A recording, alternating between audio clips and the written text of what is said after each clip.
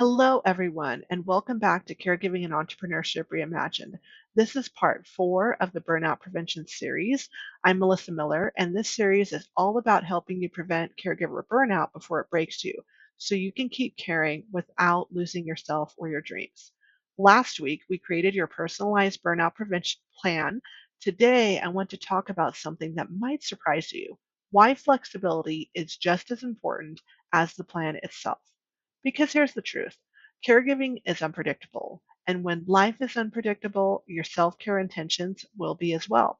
You might set out with the best intentions of journaling every night before you go to bed, walking 3 times a week, or praying daily. But then life happens.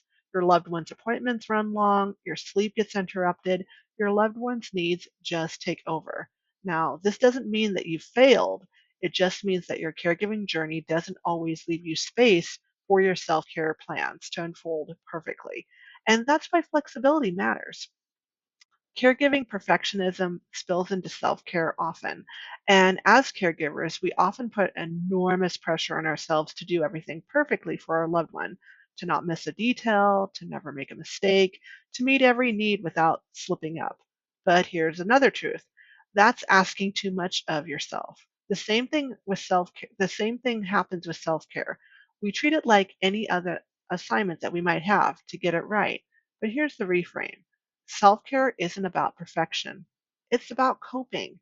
Self care is a way to cope physically, mentally, emotionally, and spiritually so we can handle the ongoing stresses that caregiving brings. Your practices don't need to be perfect. They just have to support you. And modifying so you don't skip your self care is so important.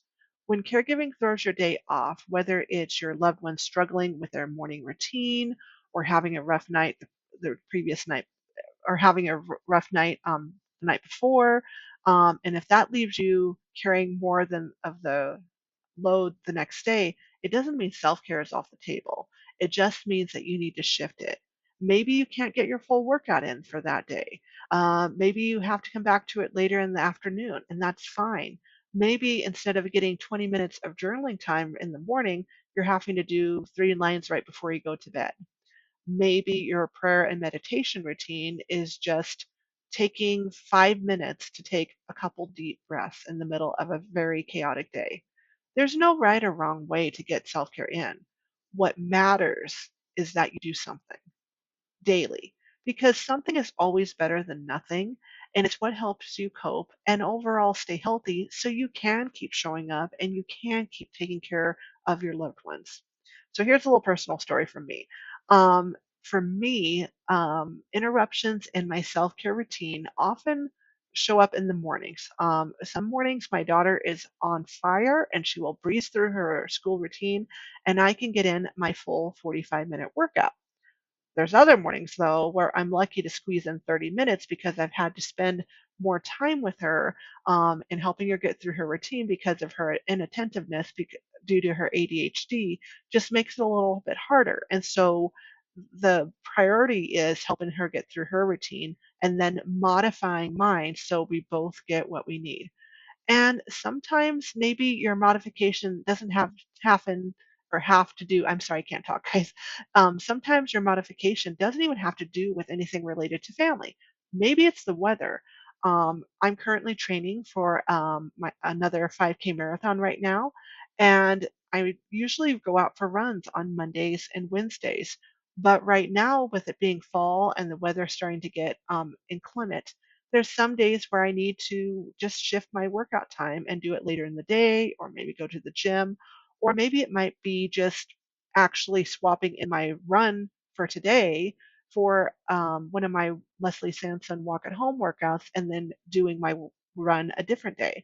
So it's okay to change things up if things that are out of your control happen. But this is something that I don't want you to do.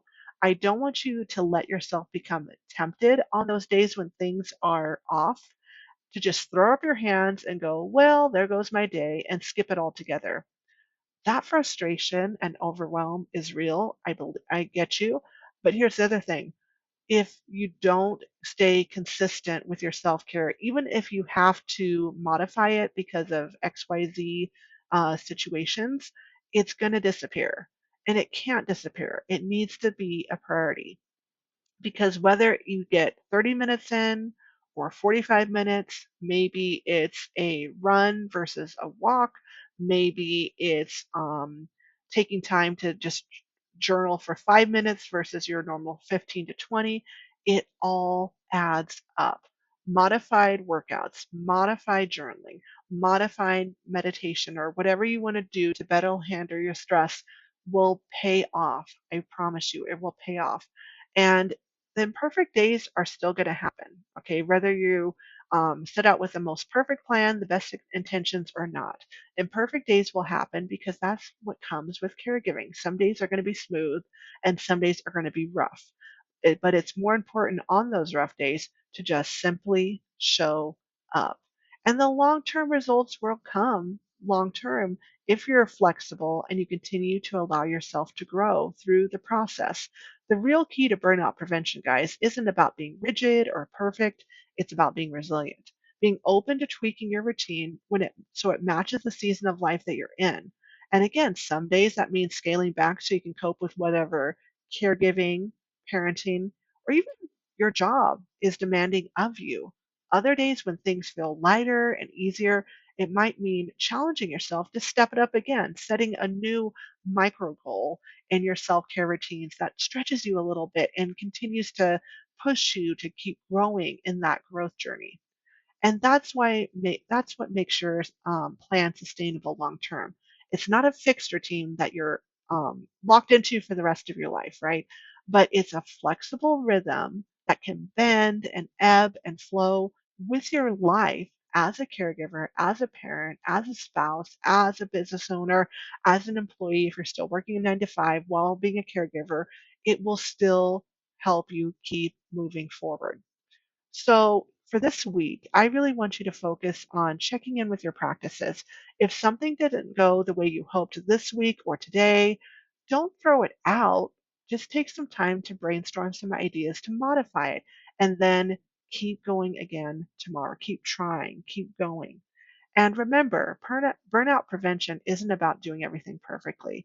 It's about finding what sustains you and making that conscientious choice daily to do it again and again and again, even when life is unpredictable, whether it's from the standpoint of your motherhood journey, your parenting journey, your caregiving journey, or even your career. It is so important that you keep doing the work now to keep yourself sustained. And I hope that this encouraged you. And if it did, I hope you will subscribe and join me next week for part 5 of the Burnout Prevention series. And if this is the first episode that you're checking out, be sure to click the playlist and catch up on all the previous episodes. And also, if you are like wanting to maybe step it up a little bit with your self-care journey and you want some more tools and support and ideas, be sure to check out the link below to my 10 minutes to burnout prevention workshop. The link will be in the description below. And just remember that you don't have to face this journey alone and that you don't have to do it perfectly. You just have to keep showing up. So take care. I can't wait to hear what breakthroughs you have in the coming week. Definitely comment below and be sure to check out the link below in the description for my workshop shop. And I will see you next week for part 5 of the Burnout Prevention series.